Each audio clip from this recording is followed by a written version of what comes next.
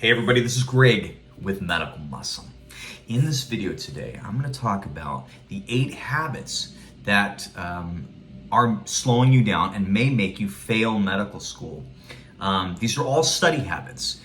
These are some things that I've done and I've found that they were very inefficient and they don't work in medical school. Some you've probably heard of and some you probably haven't. Okay, so let's just get off. Number 1 is taking notes. Specifically during lectures, but this could be taking notes while you're doing questions or whatever kind of environment you're in. Note-taking is an excellent form of memory retention. You know, you're putting the information in your own words, right? It seems like that's a really smart thing to do. But medical school has so much material and you have to move very quickly that it's just not efficient time-wise, okay? Yes, it's a good study tool, not efficient time-wise. So you do kind of have to dump it. Now, I take notes now as a clinical student, but I do it differently than how I used to, okay? So I'm not like in lecture and taking active notes or taking notes post-lecture, whatever. What I do instead is I'll go through the material maybe for the first couple weeks, doing questions, and then maybe the last few weeks or the last week prior to an exam, I'll start taking notes. I want little points of things that I'm still not remembering. This also includes whiteboarding, okay? I'm putting whiteboarding in the same category. This is when you do a little bit of whiteboarding. This is when you take your notes, just finding little tricks to remember things that you have, even at this later stage, are still forgetting, okay? The reason why I don't want you to take notes is that you may have no trouble with the material when it comes to the actual exam. You may actually see that question and it's easy, okay? And I've noticed that sometimes people don't write good notes on the topics that they really struggle with. Their notes are really good on the things that they understand, but not very good on the things that they don't understand. So use the questions as a way to gauge if you're getting the information or not. If you're not, then writing notes or whatever, whiteboarding, things like to kind of jot your memory would be more efficient, okay? All right, and this is something that I thought was interesting. You can put all this time and effort into your notes, really good notes, like say in the first few weeks of a block, but you're still gonna forget it anyway. Regardless of how good those notes are, by the 4th or 5th week before an exam, you're still gonna forget that stuff. So all that effort you put in is still, not efficient, okay? So this comes into point number 2, and it's all about moving fast. People fail because they don't move fast enough through the material, okay? And like I said in the last point, you can study something very hard in the beginning, but in reality, most people are gonna forget it within the next few weeks, okay? So it's better to, and this sounds crazy. It sounded crazy to me when I started and I just went for it and it worked. Skim.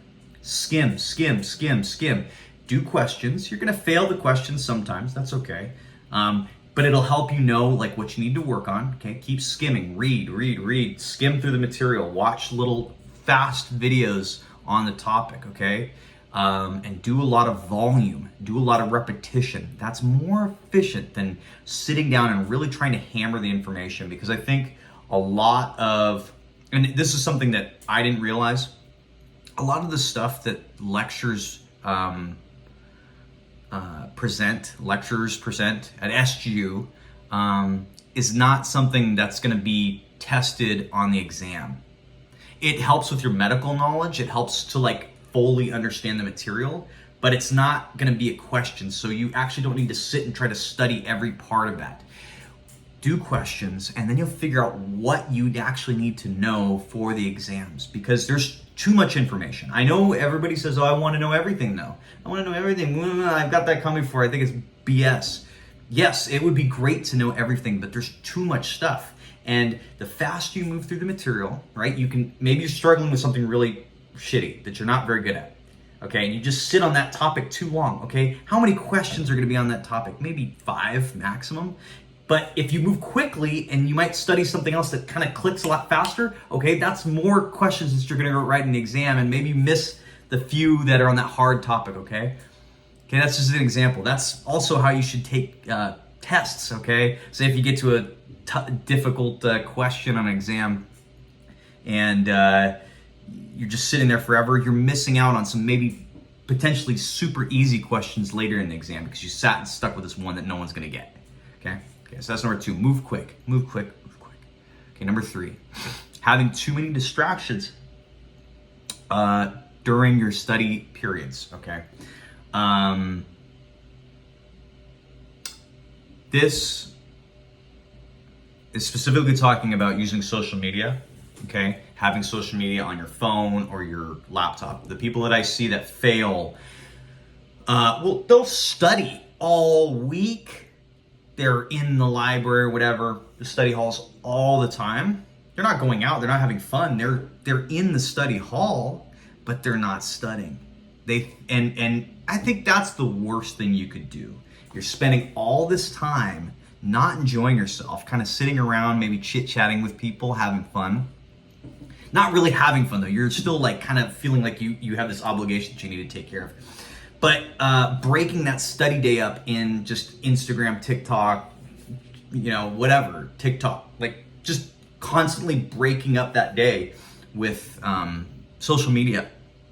Also studying with friends. That is not a good idea. Okay. I think it can be a pro and a con. I'll go into more in this in another video, but the bad way to study with people is to study communally in the same area. I know it seems like it would be good, but for me, I like to stop and talk, and I can get into these chit chats, and I notice it's just really hard. Okay, so I find it better to isolate myself in an area where people can see me. Now, an effective way to use study partners is that you guys are both mutually working on the exact same thing. You guys are looking at the same screen, or you guys both have your same screens up, and you're studying the exact same topic, and then you can discuss as you go through. That is very effective. But to be doing your guys' own studying all around in the same table, I just find it not as efficient, okay? All right, actually delete all your social media. Delete YouTube, delete this. After you watch it, delete it off your phone. Delete all social media off your phone, okay? Or put some kind of blocking app that keeps you from on this for like 5 hours, no joke.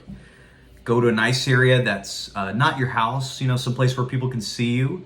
Sit down and study. Just do like an hour and a half straight, okay? You'll get like 4 hours of inefficient work done in that same amount of time. Maybe 5 hours, okay? So then you actually have time to do what you actually want to do, okay? Don't do that. All right, number 4 is thinking that you're gonna use the weekend to catch up because you're behind, you're gonna catch up. That's bullshit. That's bullshit. I think people will do shitty studying all throughout the week, knowing that they can use the weekend to catch up. And what I used to do the same exact thing, and then by Monday I had all this work built up from the previous week, and I just hated life. So what I want you guys to do is use the week as your work week. Treat it as a real work week. Study your ass off so that you get some actual solid downtime during the weekend, okay? My favorite thing was to go scuba diving on the island or go for a big hike. Or now that I live in the East Coast, go to New York for for a couple hours. Have some fun, okay? That's what I'm saying. So really, get your work done in the middle of the week and then have some downtime on the weekend because you do need to schedule some downtime, okay? You'll drive yourself crazy. All right, number 5 is not reviewing questions that you missed. I don't know why people do this. I'm gonna say that sometimes I do this. Sometimes I feel like I know the question good enough and I just skip through it, but I really should be looking at every single answer choice. I should know how to explain each of them. You should get to that level. You don't want to just be taking any practice tests and just accepting that and then I think it's fun to do questions, or it can be more enjoyable. It's just more painful to look through the answers.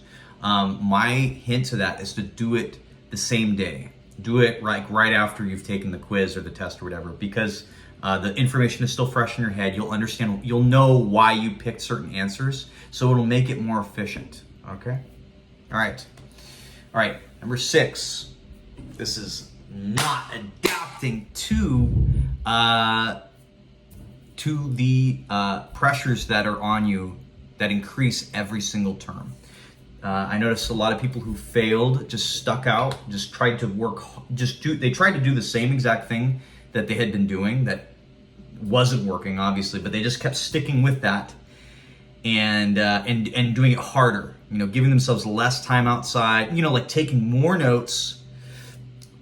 I could say I've done that before, taking more notes, not using the weekends at all, doing, just more crap studying, and not giving themselves any breaks and still failing. Okay, if you're not doing well, say if you've just done a test, or say if you got a C or a B, something that you're not happy with personally. I don't know what that is for you. You need to reassess what you're doing. Or, I could say this, someone who's gotten honors through medical school,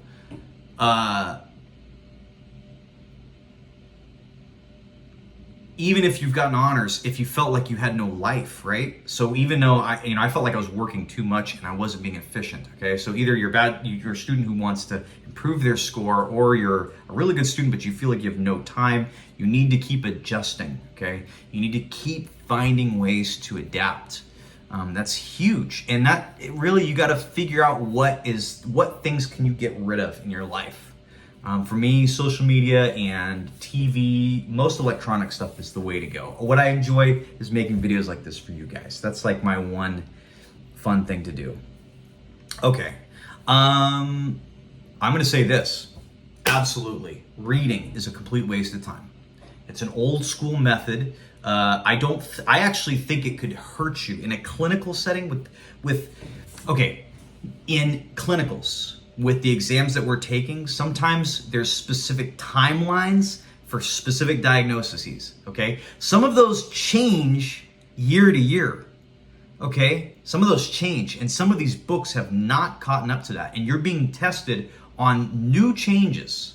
So you need to be as up to date as possible. Go off of what the question says or the testing bank says, because that's who's going to be NBME, say for your shelves, or UWorld when you're taking your STEP stuff. Use that as your standard. And honestly, those things are more efficient. They give an explanation, they give a great explanation. And I think a better use of reading is to just go do your own research. Look at scientific papers and look at what the current research is on that topic. And then you can kind of understand the material in a different light. Okay, but just reading a textbook, I think, is outdated. It really is. It's slow. You can't I think if you want to use a textbook, have it electronically, and then use the control, where you can search keywords and just look up that topic really quickly. That's a great use of time, and you're just quickly going to the topic. You find what you need, but try to just read chapters.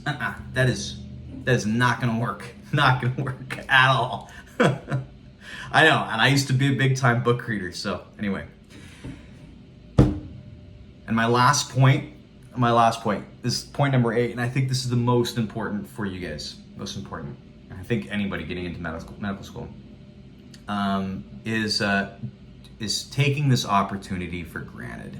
Okay, this is a once in a lifetime opportunity that can give you some, it puts you in a amazing opportunity, right?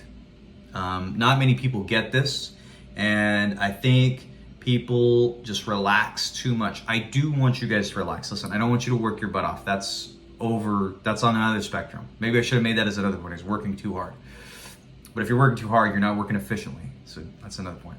But people who just think, I'm fine, I'm gonna just get C's, that's passing, which I'm gonna tell you the truth, guys, as someone who did really well in term 1 and term 2, and even in term 3 and 4 and 5, I never did horrible, okay?